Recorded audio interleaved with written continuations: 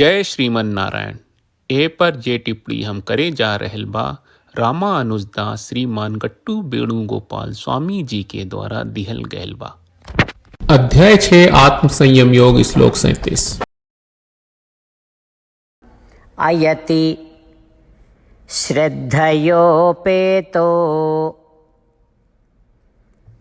योगाच्चलित मानसः अप्राप्य योगसंसिद्धिं कां गतिं कृष्ण गच्छति। ओम।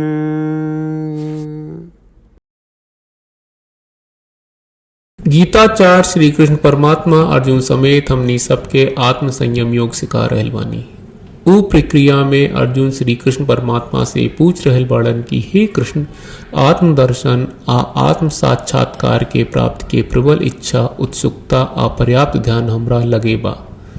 ई ध्यान के साथे अगर हम योग के अभ्यास करे के कोशिश करी, जैसन कि रउआ आत्मदर्शन आ आत्म साक्षात्कार के प्राप्त खातिर निर्देश देले बानी, लेकिन आपन मन के नियंत्रित करे के कड़ा प्रयास कहल चुनौतीपूर्ण लागेला, जे योग अभ्यास से दूर हो जाला, ता ऐसन व्यक्ति के का भाग्य हुई।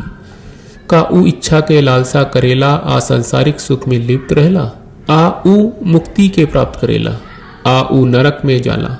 जेकर मन योग के अभ्यास से भटक जाला, ओकरा कौन नियत के इंतजार बा। ई तरह से अर्जुन श्री कृष्ण परमात्मा से पूछ रहल बाड़े, ई सोचत कि हमनी के गीताचार्य श्री कृष्ण परमात्मा से भी ई सवाल पूछत बानी जा।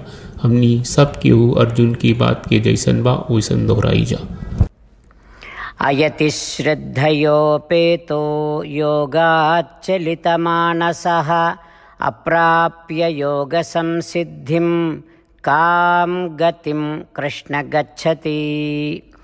श्रीमद् भगवत गीता का पूरा सार श्री कृष्ण परमात्मा ने अध्याय 18वें के श्लोक 65 से 70 में 8 काम करे खातिर दिले बाड़े। श्री कृष्ण कहले, हम ओ लोगन से प्रेम करनी जो लोग इन 8 बातन के मान तारे। हम ओ भक्तन के हर तरह से रक्षा करब। श्री कृष्ण परमात्मा के द्वारा बोलल गईल संपूर्ण भगवत गीता सुनला के बाद अर्जुन कहले, करिष्ये वचनम त्वा, जेके मतलब बा, कृष्ण मैं उही करब जौन आप कही। यही कारण बा श्री कृष्ण अर्जुन के हर तरह के सफलता आ विजय प्रदान करेले। आई परमात्मा के आपन व्रत देई कि हमनी के ये 8 गौ कर्म के पालन करी जा। ई वचन परमात्मा के देवे से बड़न कौनो पूजा तपस्या यज्ञ नहीं। हम 8 प्रण कहब जौन हमनी के करे के चाहिए। आप सब कृपया इन्हन के आपन दिमाग और दिल में सोची।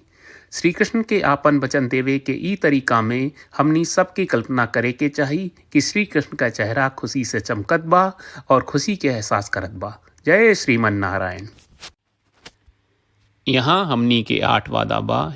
हमनी के पहला वादा, हे श्रीमन नारायण, आपका निर्देश के मुताबिक हम हमेशा तोहार ध्यान करब और तोहार बारे में सोचब। हमनी के दूसर वादा, हे श्रीमन नारायण, आपका सलाह का अनुसार हम हमेशा आपका भक्त रहब। हमनी के तीसर वादा, हे श्रीमन नारायण, हम आपन सब काम तोहरा सेवा के रूप में और तोहरा संतुष्टि खातिर करब। हमनी के चौथा वादा, हे श्रीमन नारायण, जैस की आप माने के कहले रहलू, हमरा बहुत विश्वास बा कि हम आपके होई और हम हमेशा आपन दोनों हाथ जोड़ के आपके नमस्कार करब और आपकी पूजा करब। हमनी के पांचवा वादा, हे श्रीमन नारायण, हमरा के तोरा बात माम एकम शरणम ब्रज 1866 याद कहले, जहाँ आप हमरा के आपन का अर्पित करे का कहा। श्रीमन नारायण, मैं हमेशा तोहरे शरण में रहब। हमनी के छठवां वादा, हे श्रीमन नारायण, हमरा के तोहरा बात माँ सुचहा 1866 याद कहले कि आप हमनी के शोक ना करे का आश्वासन दे रहे बड़े।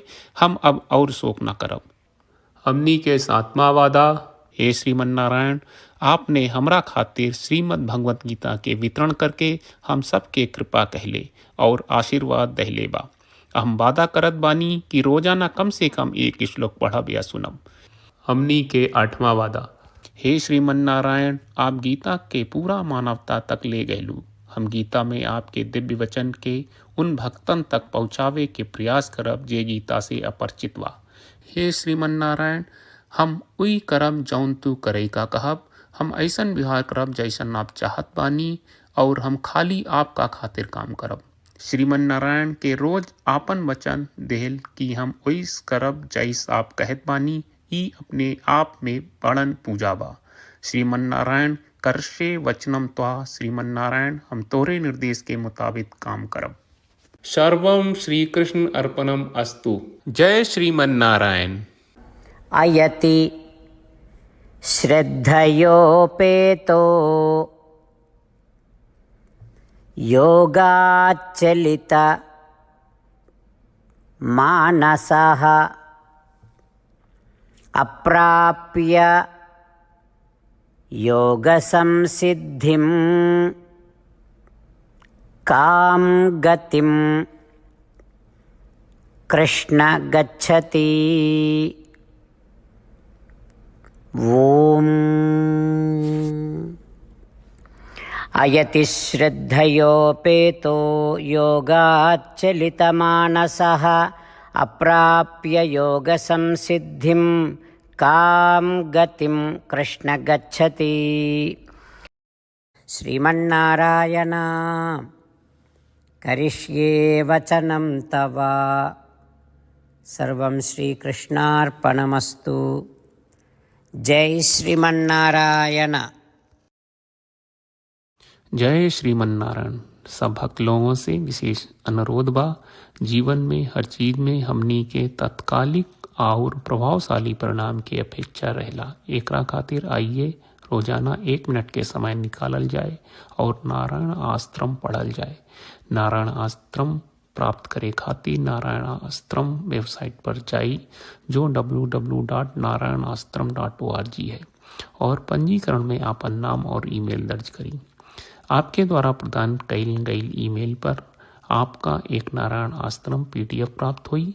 PDF में एक रामायण श्लोक, एक गीता श्लोक और एक विष्णु नामम बा। ये तीनों के मिल के नारायण आश्रम कहल जाला। हर व्यक्ति के ये श्लोक के अलग अलग संयोजन मिलेला। जब हर कोई 24,000 भक्तन के साथ रोजाना आपन नारायण आश्रम पढ़त आ सुनत बा, ता हर दिन संपूर्ण रामायण का 1 दौर, श्रीमद् भगवत गीता पारायण के 33 दौर और श्री विष्णु सहस्त्रनाम स्तोत्र पारायण के 24 दौर प्रतिदिन पूरा होएला।